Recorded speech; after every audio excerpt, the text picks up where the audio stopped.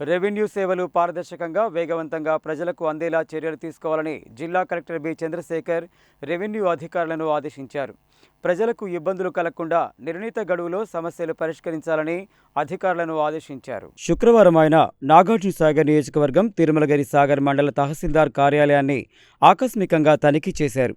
భూమి రికార్డులు, పహాణీలు, ROR ఫైళ్లు, mutation దరఖాస్తులు, ధరణి భూభారతి నమోదు వివరాలను పరిశీలించారు.